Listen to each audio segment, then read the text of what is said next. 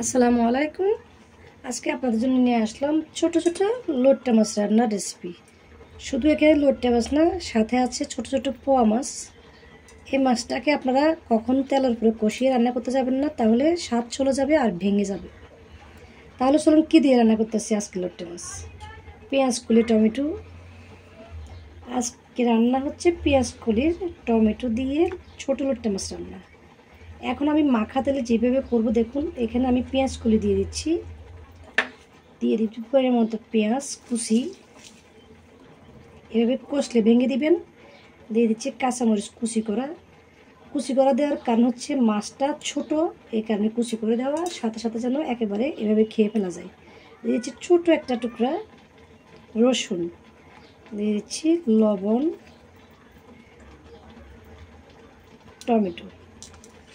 টমেটোগুলো অবশ্যই এভাবে ছোটো ছোটো টুকরো করে নেবেন, মানে মাছগুলো ভেঙে যাবে কিন্তু টমেটোটা সিদ্ধ হবে না বড় হলে।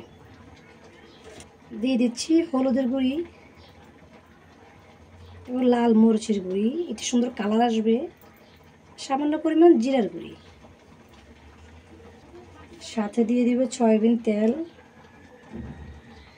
পেঁয়াজ কুলির মাখা রান্না খুব মজা, এভাবে রান্না করলে। এবার আমি মেখে নিচ্ছি ভালো করে।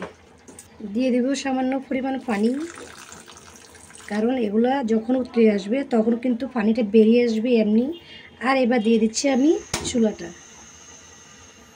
অপেক্ষা করুন রান্না হওয়া পর্যন্ত, তারপর দেখবেন কেমন হয় আমার পেঁয়াজ কুলির লোট্টা মাছ রান্না।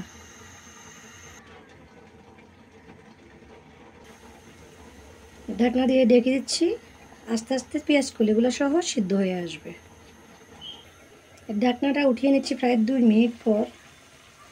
দেখুন মাছটা কি সুন্দর করে সিদ্ধ হয়ে আসছে, কালারটা চেঞ্জ হয়ে আসছে। মাছটা বেশি ছোটো, এই কারণে আমি এখনই দিয়ে দিব ধনেপাতা কুচি, কারণ ধনেপাতাটা মাছের সাথে সিদ্ধ হয়ে আসবে।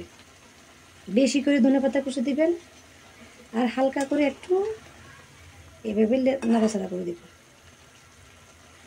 কারণ বেশি নাড়াচাড়া করা যাবে না, মাছটা এত ছোটো লোট্টা মাছ ভেঙে যাবে। লবণটা দেখে নিয়েছি, এবার একটু লবণ দিয়ে দিচ্ছি, লবণটা কম হবে। আর দিয়ে দিব সামান্য একটু পানি।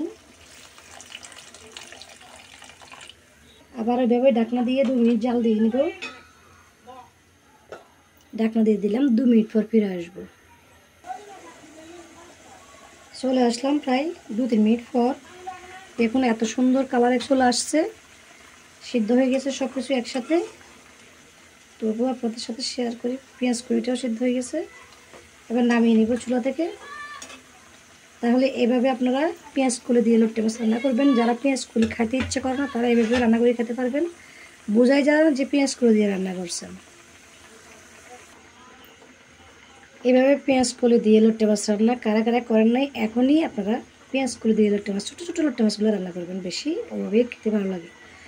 তাহলে আজকে রেসিপিটা কেমন লাগলো, আপনাদের কাছে ভালো লাগলে লাইক সাবস্ক্রাইব করে আমার পাশে থাকবেন ছোটো ছোটো রেসিপিগুলো পাওয়ার জন্য।